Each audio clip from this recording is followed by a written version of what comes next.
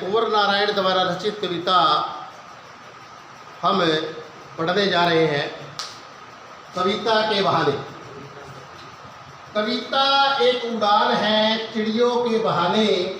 कविता की उड़ान भला चिड़िया क्या जाने, बाहर भीतर इस घर उस घर, कविता के पंख लगा उड़ने के माने, चिड़िया क्या जाने।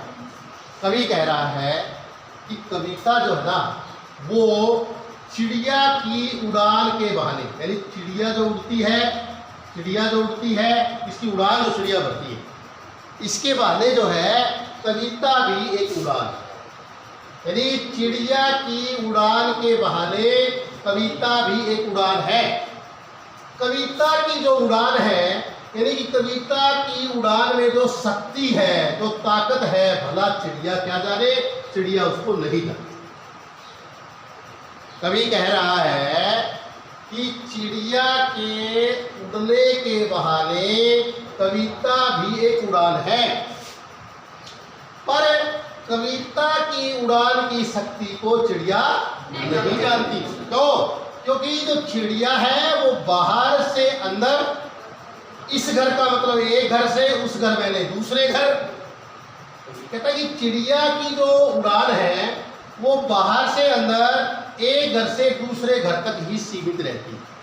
परंतु जब कविता पंख लगा, पंख किसके, कल्पना, किसके, कल्पना के, जब कल्पना के पंख लगा करके उड़ती है, उस उड़ने के माने, माने का मतलब अर्थ, उस माने का मतलब अर्थ है कि जब कविता कल्पना के पंख लगा करके उड़ती है, उस उड़ने के अर्थ को चिड़िया क्या जाने, चिड़िया नहीं जाने। क्लियर। इसका हम पहले प्रसंग करेंगे, प्रसंग कि यह जो पद्यांश, यह पद्यांश हमारी हिंदी के पाठ्यक्रम की पुस्तक आरो भाग 2 में संकलित कविता के बहाने नामक कविता से लिया गया है। इसके कवि कुंवर नारायण जी है।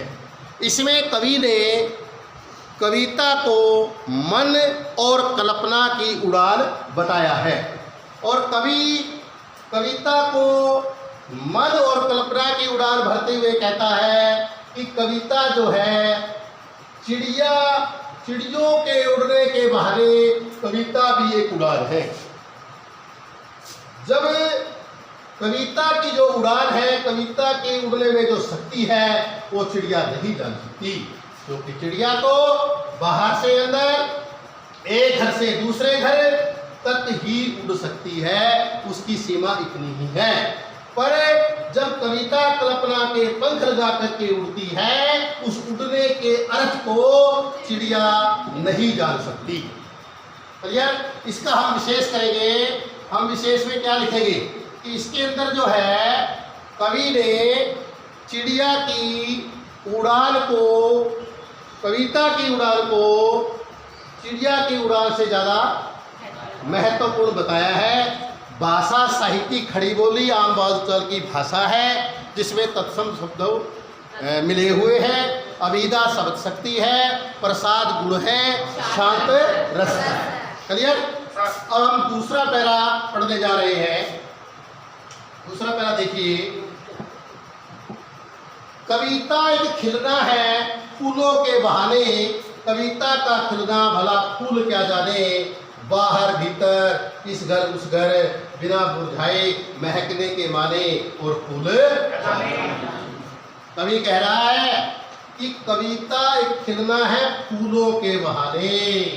कहते हैं कि फूलों के खिलने के बहाने कविता भी एक खिलना है, अर्थात कविता भी फूल की तरह महकती है। खिलने का था महकना। कहता है फूलों के महकने के बहाने या खिलने के बहाने कविता भी एक खिलना है, अर्थात कविता भी महक देती है। कविता का खिलना भला फूल क्या जाने। कहता जब कविता खिलती है, कविता महकती है, उसकी शक्ति को फूल नहीं क्यों, क्योंकि फूल तो कुछ समय के बाद खिल करके मुरझा जाता है। कविता जो है बाहर से अंदर और एक घर से दूसरे घर बिना मुरझाए। महकने का मतलब महकती रहती है। कविता जो है बाहर से अंदर, एक घर से दूसरे घर बिना मुरझाए महकती रहती है। उस महकने के माने को, इस महकने के अर्थ को फूल क्या जाने, फूल नहीं जानते। क्लियर?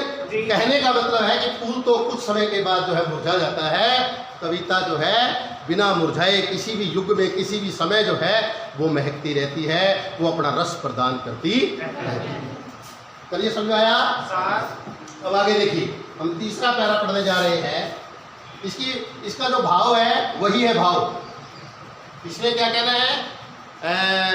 कवि ने जो है कविता को फूल के महकने से अधिक सर्वश्रेष्ठ बताया है। बाकी सारी की सारी अभिधा साहित्यिक खड़ी बोली है, अभिधा शक्ति है, प्रसाद गुण है, शांत रस है, ये सारी की सारी बातें जो है हमें मतलब करेंगे। अगला देखिएगा, कविता एक खेल है, बच्चों के बहाने बाहर भीतर यह घर वह घर सब घर एक कर देने के माने बच्चा ही जाने। कवि कह रहा है कि कविता जो है बच्चों के खेल के बहाने, कविता भी एक खेल है। क्लियर? बच्चों के खेल के बहाने कविता भी एक खेल है, क्योंकि बच्चा खेलता हुआ बाहर से अंदर, एक घर से दूसरे घर, सब घर एक कर, वो सब घरों को एक कर देता है। वो किसी के घर में भेदभाव नहीं करता। उसको ये नहीं पता कि ये मकान मेरे दुश्मन का है या हमारे मित्र का है, उसको किसी चीज़ का कोई पता नहीं है। वो सब भेदभाव को दूर करके सभी घरों को एक समझता है। इस एक समझने के अर्थ को बच्चा ही जाने, केवल बच्चा ही जान सकता है, दूसरा कोई नहीं जान सकता। इसी तरह कविता भी जो है ना, बिना भेदभाव के हमेशा जो है, चाहे बूढ़ा है, चाहे वो जवान है, चाहे वो बच्चा है, चाहे कोई भी है, किसी भी युग है, कोई भी युग, वो हमेशा जो है अपना रस प्रदान करती रहती है। भावार्थ ये है कि इसमें जो है उसको बताया गया है, कविता को बच्चे के खेल के समान